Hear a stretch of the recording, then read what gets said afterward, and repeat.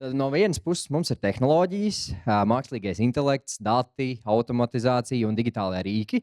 No otras puses mums ir cilvēki, kuriem tas viss jālieto ikdienā. Vadītāji, kuriem jāsaprot, kur investēt, darbinieki, kuriem jāpielāgojas, un institūcijas, kuriem jāpalīdz uzņēmumiem šajā pārējā. Tāpēc es aicināšu panelī Gitānu Davidsoni, certificētu darba un organizāciju psiholoģi.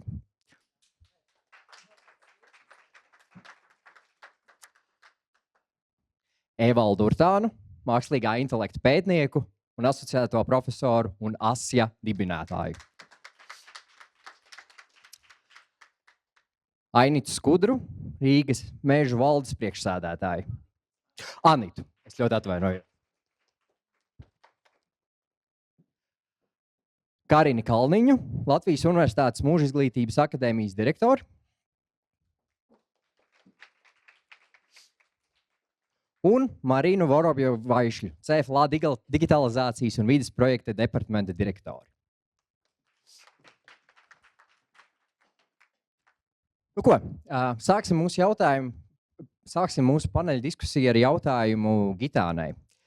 Sakiet, no organizāciju psiholoģijas skatu punkta, kas uzņēmumos visbiežāk traucē cilvēkiem pieņemt digitālās pārmaiņas? Vai tas ir prasmju trūkums, bailes kļūdīties, valdības komunikācija vai kaut kas pavisam cits? Es gribētu teikt, ka tas ir daudz faktoru kopums.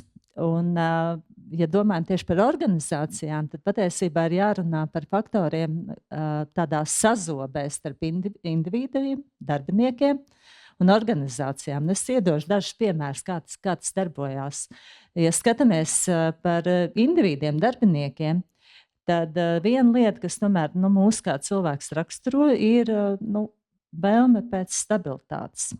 Un to varētu citiem vārdiem teikt, ka labāk zinām nelaime nekā nezinām laime. Ja? Respektīvi, ne tāda vēlme palikt pie tā, kā ir. Tad šī vēlme pēc stabilitātes būtībā rada to pretestību, nevēlēšanos jaunas lietas izmēģināt, arī tā teikt bailes no nezināmā un tā tālāk.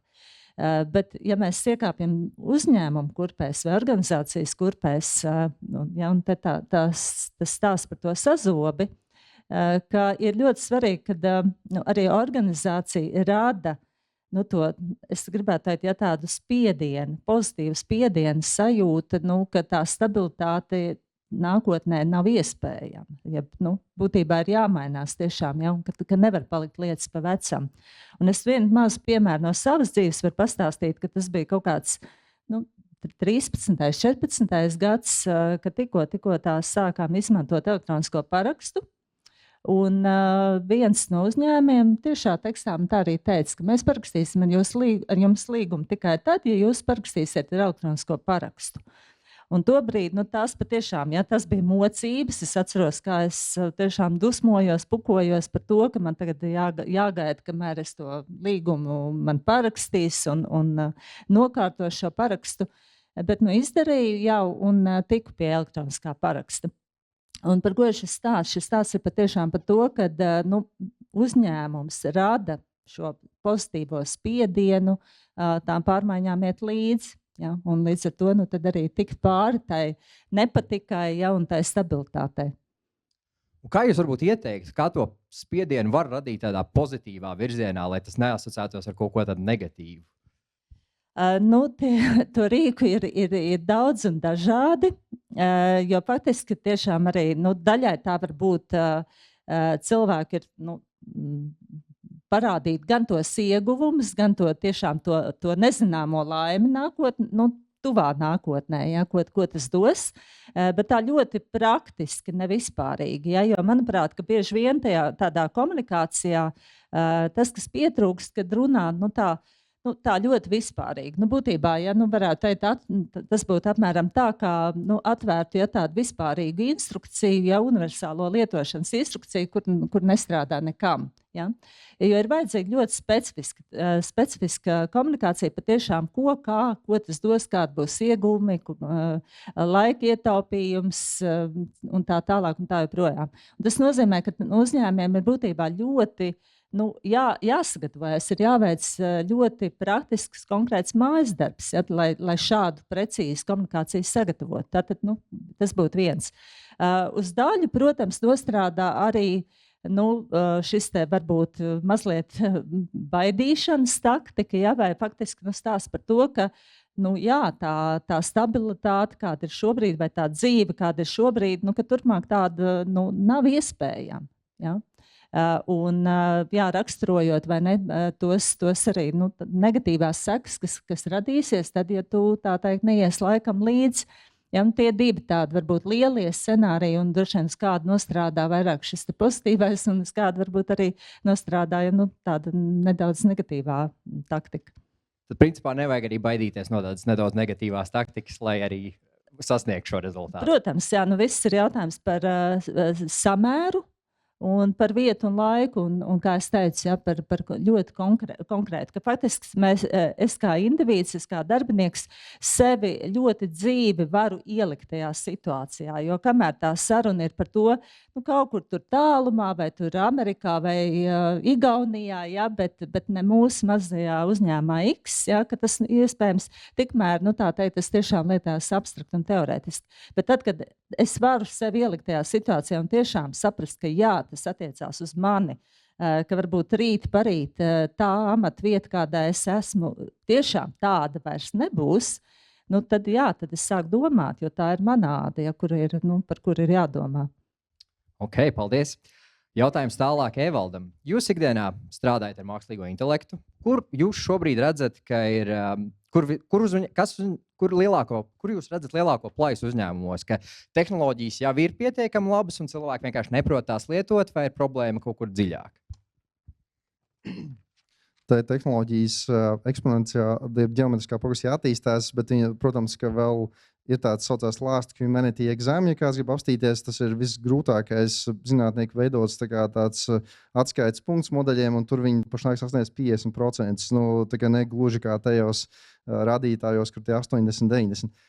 Protams, ka mēs visi jūtam, ka tur ir kaut kādi ierobežojumi, cik tālu tu vari tiem tikt, bet tajā pašā laikā, ja tu māki pareizi lietot, tad ļoti daudz var, teiksim, es domāju, ka visi lielākoties, kas ir kaut ko mazliet pielikuši pūles, ir saprot, ka 80% daudziem darbiem, kas ir saistīti ar tekstu vai diagrammām vai tabulām, var jau ātri izdarīt. Tagad jāpieliek pūles, man liekas, ir nepārtraukti jāizglīto cilvēku. Man liekas, vēl viena kļūda, ko uzņēmumi dara, ir seminārs viens, un tad, mēs esam izdarījuši visu. Reāli, tā kā mēs pat apskatījāmies, tas bija 1 mēnesis. 1 mēnesis. Nozīmē, ka ja tev nav katru mēnesi seminārs, tu atpaliec. Un tad vēl viena kļūda, ko es domāju, varbūt ir daļa no klātsošajiem dara, ir tas, ka jūs apstīties saucās trackingai.org, tur ir IQ testus dod modeļiem, un gan maksas, gan bezmaksas, un tur ir tā kā dienu un nakts atšķirības starp bezmaksu un maksu. Tikai samaksā 100 eiro mēnesī, tev ir 140 IQ, bezmaksas tev ir 80 IQ. Tad ir jautājums, cik daudz jūs ieguldat naudu. Un tas atpakaļ ir uz to pašu grafiku, ka tur tīri, varbūt ir citreiz, varbūt nevajag ieguldīt naudu, varbūt tu vari izdarīt pats ātri, bet šie visi faktori ir, kas maina to sapratni, un vienkārši nevajag baidīties, vajag turpināt to visu laiku mācīties darīt, un es domāju, ka tie pionieri, kas tagad jau automatizē procesus, kas ir jēgpilni, dabūs lielākos augļus, jo viņi priekšā tirgumu. Piemēram, es iedot vienu ātru piemēru, mēs strādājam ar vienu lielu uzņēmumu, es nedrīkst saukt vārdā, laikam, tāmēšanas sistēmas, cilvēki iepriekš 20 miljonu projekts, 14 dienas, 3 cilvēki strādā, tagad pirmais drafts 5 minūtēs, pēc 3 dienām vēlreiz viss iziet cauri, un tu uzreiz tev ir milzīgs, teiksim, konkurences potenciāls, un tur viņš ir pilnīgi jākpilns. Un tas pilnīgi noteikti, lai neviens lūdzu neiedomājās, ka tā sistēma ir cloud cover, kaut ko iemet iekšā. Tas vispār ne tādā veidā netiek darīts, bet tā jauda ir milzīga. Jā. Evald, jūs daudz minējat par tām kļūdām, no kām uzņēmumiem vajadzētu izvairīties, bet vai jūs varētu iedot tādu checklistu, kā darīt pareizi tādam parastam uzņēmumam? Jā, es domāju, tas nav nekas arī atšķirīgs no iepriekšējām automatizācijām. Bieži, kad tev kaut kas jauns nāk, tev pēkšņi domā, kur burju nūjiņa, man tagad pēkšņi viss notiks. Tur īstenībā viss sākas ar to, ka tu no sākuma nokārtē savus biznesa procesus, izrēķini vispirms kaut kādas rādītājas, metrikas, pēc kā tur pateikt, kur cilvēks tērē 2 stundas uz šo darbu, 3 stundas uz to, tik daudz man tas ir, un tad tu saproti, ka tagad es ieviesīšu šo sistēmu, es gribu panākt, ka tur būs, 15 minūtes 2 stundu vietā, un tad tu ej uz to mērķi, bet ja tas notiek vissliktākais veids, lūdzu, neviens klātsošies, nedariet to kļūdu. Vissliktākais veids, tas bija MIT pētījums Great Divide, GenAI pagājušais gads, ieviest vienkārši Copilot. Tas ir vissliktākais veids, kā uzņēmumā darīt. Tur bija 95% neveiksmi. Ok, labi. Tad tālāk jautājums Anitai. Ko vadītājiem praktiski vajadzētu darīt pēc tam, kad darbinieki ir izgājuši digitālo prasmi mācības, lai jaunās zināšanas nenoplok pēc 2 nedēļām? Nu, varbūt sāksim ar to, ar ko vispār bija jāsāk, vai ar to mūsu pieredzi, kā mēs darījām. Un mēs arī neesam droši vien kā uzņēmums ģeniālākais visā šajā procesā un attīstībā, bet, manuprāt, pirms 2 gadiem mēs uzaicinājām Evaldu pie sevis uz lekciju. Un viņš mūs visus tā iedvesmoja, ka visi iegāja pagrabā un pusgadu nenāca ārā, jo saprata, ka to līmeni mēs nesasniegsim, un mēs to vien darījām, kā skatījāmies, no kurienes viņš nāk un kur viņš ir dzimis un kur viņš vispār ir mācījies. Un tad palēnām mēs apjautām to situāciju, ka mums arī kaut kas no šiem rīkiem ir jāizmanto, un mūsu darbinieki ir gājuši daudzos un dažādos. Mēs organizējam ziemas mēnešos, rudenī, ziemā un pavasarī, un tagad esam apstājušies, jo ir vasaras mēneši ar daudziem citiem darbiem. Vienkārši es saprotu, ka septembrī mēs būsim jau nokavējuši 4 mēnešus ar visu to attīstību. Bet ir dažādi. Ir svarīgi, ka pirmkārt visi kopīgi dzird seminārā. Tad ir svarīgi, ka tas nākamais seminārs ir ar praktisku nodarbību, ka tas nav tikai, ka visi noklausās, bet mums bija mācības, kur visiem bija jānāk ar saviem datoriem. Mēs bijām sadalīti grupās un visiem bija jāpild uz vietas. Un tas ir diezgan sarežģīti, ka tev ir jāparāda, ka tu kaut kā tu tomēr nevar to podziņu saspiest, bet darbinieki ļoti, ļoti centās. Ir svarīgi pateikt darbiniekam, ka šis instruments nav priekš tam, lai viņu atlaistu, bet šis instruments ir priekš tam, lai viņš kļūtu gudrāks, jo mums ir vajadzīgi gudri darbinieki, un mums ir vajadzīgs darbinieku smadzenes, kuras ir brīvas no elementārām kaut kādām darbībām, ko viņa vietā var izdarīt mākslīgais intelekts. Un vēl noteikti ir vajadzīgs mūsu gadījumā cilvēks, tiešām entuziasts, projektu vadītājs, kas strādāja vēl atsevišķi ar darbiniekiem pa mazām grupiņām, jo ir dažādi tie apjaušanas līmeņi, ka cilvēki ir kautrīgi, varbūt kaut ko neprasa un vienkārši virzās uz priekšu, bet ir svarīgi, ka mēs izstāstam vēl vairāk un vēl vairāk. Un vēl ir svarīgi, ka šie cilvēki, kas māca šīs lietas, viņi nesaka, man jāatzīst, es pēc izglītības vienas un izglītības esmu inženieris, bet man tā sadaļa par tām STEM zinātnēm dardzās. Jo neviens inženieris nepratīs izlasīt procesus un aprakstus, ja viņš nelasīs grāmatas. Un mums bija arī mākslīgā intelekta pasniedzēja, kur skaidri un gaiši teica, lasiet, lieciet lasīt bērniem, lasiet paši, jo jūs vairāk lasīsiet, jo tas jūsu rīks pretī būs gudrāks. Un mēs dažādi strādājam, bet mums komunikācijas daļa ir galvenie, kā to teikt, šīs idejas kopumā virzītāji, jo viņiem nav bail eksperimentēt. Tas ir vēl viens svarīgs punkts, ka ir jābūt kolēģiem, kuriem nav bail eksperimentēt, un viņi izmanto dažādus rīkus, un, piemēram, ir tāds mūsu uzņēmumai koplīgums, un koplīgumu izlasīt uz tām 8 lapām ar ļoti svarīgu informāciju dažkārt ir grūti.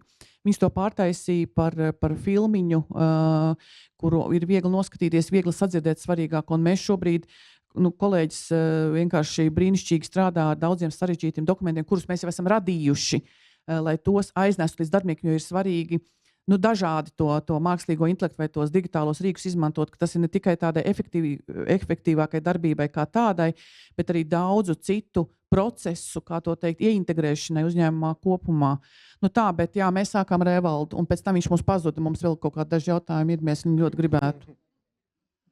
Jūs minējāt, ka jūsu uzņēmumā jūs ieviesāt šīs mācības, un tad jūs minējāt, ka jūsu darbinieki ļoti, ļoti centās un varēja, tas bija grūti daudziem. Bet kā jūs to panācāt? Jo, kā panākt to arī, kā varbūt piemēru citiem uzņēmumiem, lai tiešām darbinieki cenšas nevis pēc pirmā mēģinājuma nolaižās rokas un neko nevar? Pirmkārt, mums vienmēr kā uzņēmumam ir tāda ambīcija bijusi, ka mēs gribam virzīties uz priekšu, un ja mēs kaut ko neesam jaunu apgūši, tas nozīmē, ka mēs ne tikai stāvam uz vietas, bet krītam atpakaļ. Bet jāatzīst, ka priekš tam ir ārkārtīgi labs rīks KPI, un mūsu vadītājiem mērķos ir arī ielikts šis jautājums par mākslīgā intelekta vai nu lietošanu vai kādu citu procesu uzlabošanu, kas ir saistīta ar digitalizāciju, un tad visi kļūst motivēti. KPI ir ļoti labs veids, kā motivēt. Labi, paldies. Tālāk tad jautājums Karinai. No mūža izglītības skatu punkta, kas ir mainījies tajā, kā uzņēmumiem jādomā par darbinieku mācībām? Vai pietiek ar vienreizēju kursu, vai mācīšanās kļūst par pastāvīgu uzņēmumu funkciju? Te, man liekas, tikko atbildēja, ka nekas vienreizējs nenesīs rezultātus. Tas ir tāds process, un tā ir noteikti tāda uzņēmuma kopējā stratēģija, ko viņi vēlas. Lai viņu darbinieki būtu vienmēr efektīvi, lai viņi būtu vispār laimīgi strādāt tajā uzņēmumā, un tāpēc viņiem jādod iespējas attīstīties, un lai viņi tur grib arī palikt galbeigās. Un kā jūs ieteiktu uzņēmumiem, teiksim tā, pareizi formulēt savu vajadzību, lai tās mācības nebūtu pārāk vispārīgas?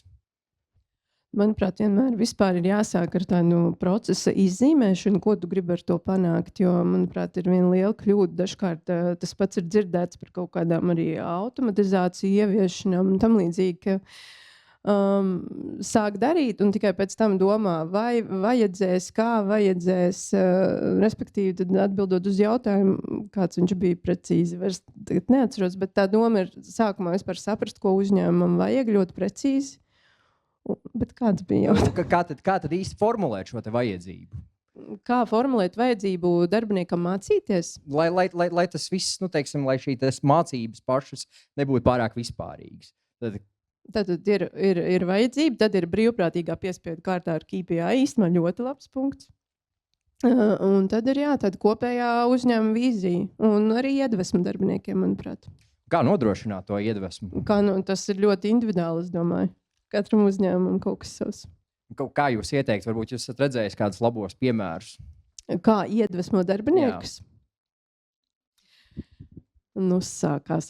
Tas ir, es vispār domāju, ka katram uzņēmumam ir kaut kāda savu iekšējā kultūra. Ja, piemēram, vieniem darbiniekus iedvesmo kaut kādi kopēji pasākumi, šī dzīve ārpus darba, un tad caur to neformālo gaisotni viņi tiek iedvesmoti darīt kopā. Citus iedvesmo varbūt vairāk kaut kādi materiāli labumi. Mēs izdarīsim to, mums beigās būs prēmijas. Tā kā es domāju, ka katram ir jāmeklē kaut kas savs, un tie cilvēki ir tie, kas veido to vislabāko procesu tajā uzņēmumā. Ok, super, paldies. Tad jautājums Marinai. No valsts atbalsta instrumentu skatu punkta. Kā panākt, lai uzņēmumu šo publisko finansējumu neuztver tikai kā vienkārši iespēju apmeklēt bezmaksas mācības, bet kā tādu reālu attīstības instrumentu?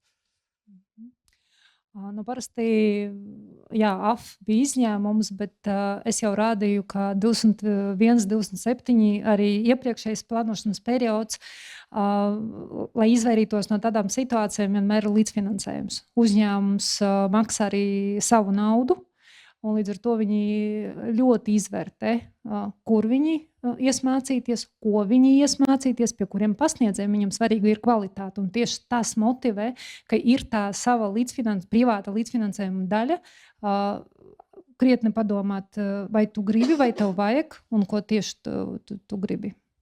Un kas visbiežāk uzņēmumiem traucē izmantot pieejamo atbalstu? Es pat neteiktu, ka traucē, jo, ja tiešām ir ideja un uzņēmumam tas ir vajadzīgs, parasti uzņēmums tieši meklē šo iespēju un piesakās un izmanto. Ok. Un ko uzņēmumam vajadzētu sagatavot pirms pieteikšanās atbalstam? Teiksim, kas būtu tāds, lai tas projekts tiešām izdotos pēc tam? Atkal ļoti atkarīgs no projektiem. Ja mēs runājam par mācībām, tad jāzina kontakti, šobrīd asociāciju kontakti, kuri piedāvā šīs mācības.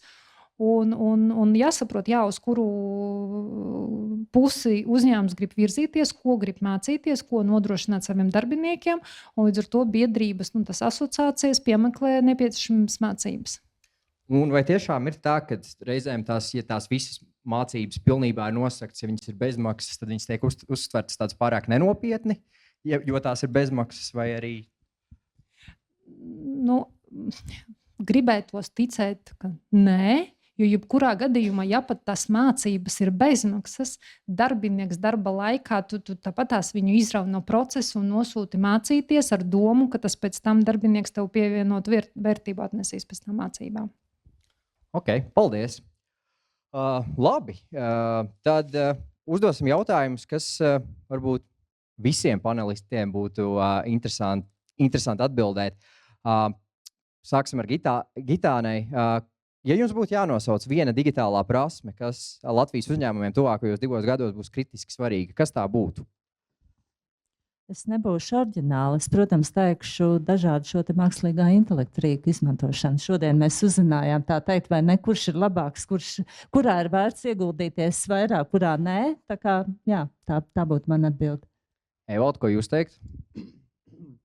Jā, nepietiek ar vienu lietu. Es teiktu, ir jāaiziet, man liekas, tāds ceļš kā uzņēmuma vadītājiem. Man liekas, ir nepietiek iemācīties uzvednes rakstīt, ir jāaiziet dziļāka sapratne par mākslīgā intelekta iespējām, jo līdzīgi kā es tur devu to piemēru, tas lielie valodas modeļi ir tāds maziņš aplīts tajā visā lielajā diagrammā, bet tur ir vēl citas mākslīgā intelekta sistēmas. Un, ja tu kā vadītājs tikai pazīsti to vienu, tev liekas, ka visu var izdarīt ar to āmuru, bet īstenībā tur ir vēl citi instrumenti, kurus daudz efektīvāk, un nevis tādi maz drusciņi, bet 100 reizes efektīvāk. Un tad līdz ar to ir vajadzīgs izglītot plašāk. Jā. Vai jūs bieži saskaraties arī, ja jūs pats izglītojat uzņēmumus ar to saucamo Dunning-Kruger efektu, kad cilvēkam iemāca nedaudz sākumā, un viņam liekas, ka viņš ir pārāk liels eksperts visā? Jā, tas jau dabiski visiem cilvēkiem tāds piemīt. Arī tāds Yales pētījums zināšana ilūzija, tas bija taisīts vēl ar Google, bet tagad ar lielajiem valodas modeļiem, ja viņus uztver kā orāklus, kur viņi absolūti nav orākli, lūdzu neviens tā neuzturiet, viņi ir kā improvizācijas teātris, tu viņiem dod saturu un viņš tev viņu apstrādā, viņš kopē saturu. Tad, attiecīgi, šis ir, man liekas, vēl lielāks tas akcelerators tam, ko tu saki, ka cilvēks sevi uztver ļoti ātri kā ekspertu, bet īstenībā, ja tu tiešām noliec blakus to pašu ārstu, viņš ieraudzīs kļūdas tur, bet tā vidēji viņš būs varbūt labāks par ārstu, bet kāds liels eksperts ieraudzīs kļūdas tāpat. Jā. Ok, paldies. Tas pats jautājums Anitai. Kā jūs redzat? Es teikšu tā, drosme gribēt, pirmkārt. Tāpēc, ka ir ļoti ērti neko negribēt, vai ne? Un tad, tiklīdz tu gribi, tas nozīmē, ka tas ir papildus darbs. Un pilnīgi noteikti arī radošums un tāds urķis ir vajadzīgs, jo bez tādas radošas pieejas, es tiešām redzu mūsu kolēģos, tos tie, kuri ir radoši un kuriem ir tā drosme urķēt, sameklēt un nebaidīties atklāt šos jaunos dziļumus, tiem viss izdodas. Un jo vairāk tādi darbinieki uzņēmumā, jo tas ir, protams, vērtīgāk. Bet vai nevarētu būt arī tā, ka šī drosme urķēties aizved tādā otrā galējībā, ka tas pārāk daudz patērē laiku, un mēs tagad sākam urķēties daudz un atkal nedaram darbu? Jā, tos jau mēs pa gabalu redzam, tos, kuri ir tagad kļuvuši par orakuliem un sēž. Nē, tas ir jākontrolē, bet tāds pozitīvais, radošais urķis ir vajadzīgs. Kā jūs to kontrolējat? Nav mums tāda kontrolas rīka, uzreiz saku. Mums arī šobrīd mums nav vajadzība tāda, bet es teiktu tā, ka vadītāja uzdevums un pienākums ir būt uzņēmumā dienā runāt ar darbiniekiem, sajust un redzēt, un tad caur to jau arī redz gan to viņa darbību, gan arī to esību. Vadītājām ir jābūt ar visām rokām iekšā visos procesos, viņam ir jāzina, un viņam ir jāzina, kurā brīdī kāds kļūst tikai par sērfotāju. Ok, paldies liels. Un tas pats jautājums Karinai. Ko jūs teiktu? Es domāju, ka digitālajām prasmēm viena no tādām augšgala spējām ir datu pratība kā tāda. Un, manuprāt, cilvēkiem ir vairāk jāizmanto dati dažādu gan lēmumu pieņemšanā, gan jāspēj šie dati arī interpretēt un analizēt. Jo dažkārt nāks dzirdēt tādu, man liekas, ka vajag tā, Bet mūsdienās tie dati ir iespējams tos apkopot un iegūt. Un, manuprāt, šī pratība lieliski noderētu katram, ja to izmantot vairāk. Vai jūs arī pie tā pieskaitītu tādu tādu fundamentālāku izpratni par to, kā vispār statistika strādā vai kaut kas tāds?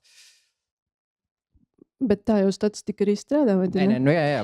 Es gan vienmēr domāju, ka tāds statistiski vidējais arī nav labs rādītājs, jo tur varētu būt arī diezgan liels intervāls, kas parāda to īsto bildi. Bet kā... Es drīzāk domāju par tādu cilvēku izpratni par to, kā matemātika strādā apakšā statistikai un tā, teiksim, mums ir datu pratība, vienkārši, lai nerastos tā sajūta, ka mēs varam iegrūst vienkārši visus tos datus tam mākslīgiem intelektam, tagad pajautāt. Un tad... Ne, to vajag, mākslīgo intelektu noteikti vajag izmantot datu arī apstrādē, kāpēc ne? Manuprāt, lieliski tas tā arī darbojās, bet te es vairāk domāju, ja mēs runājam par digitālām prasmēm kā tādām, tad viena no prasmēm ir datu pratība, un tas ir veids, kā tu sadarbojies, kā tu strādā ar datiem tālāk. Ok, paldies. Un tad tas pats jautājums Marinai. Jā, tā var dzirdēt, jā. Pasarg Dievs valsts pārvalde sāks ieteikt uzņēmumiem, ko viņam mācīties, un tas ir, man liekas, tad mēs esam nogriezuši ne tur.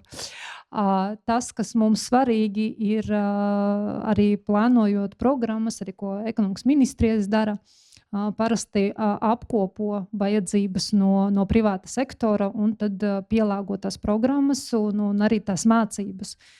Kā jau stāstīju, mācīties vajag un var ar publisko atbalstu visu, ko. Galvenais spēt šīs mācības atrast un investēt. Un visbiežāk atbilde, kad es prasu uzņēmējiem, mūsu klientiem finansējumu saņem, kā mēs, kā valsts pārvalde, var jums palīdzēt, tad atbilde ir netraucēt. Un es pilnīgi piekrītu, tāpēc arī es neuzņemšos to drosmi pateikt, ko uzņēmumu vajag mācīties. Katrs uzņēmums pats zina savu attīstības virzienu un spēs noteikt, kur tad jāinvestē, bet no valsts pārvaldes viedokļa, piemēram, es priekš sevis zinu, ka jā, svarīgais ir pirmkārt tā digitalizācija, kaut gan tas samocīts jau vārds, visu datu apstrāde un darbs ar datiem un datu ticamību. Un otrs, joprojām man kā vadītāji ir vadīt prasme, komandas prasme, vadīt komandu, jo tikai cilvēks, kurš ar tām prasmēm var arī motivēt citus, nevis surfot, bet tiešām ieguldīties tajā, ko viņš dara. Paldies, bet tāds neliels papildu jautājums. Ja jums uzņēmēji saka, ka labākais veids, kā jūs varat palīdzēt, ir netraucēt, kā tad jūs traucējat? Mēs traucējām ar to, ka mums ir noslēgta līgumi, projekts tāpatās tiek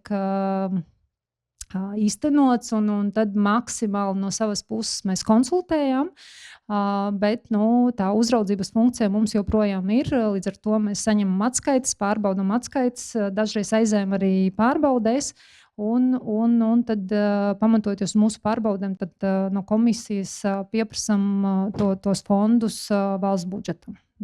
Tāds ceļš. Ok, paldies liels!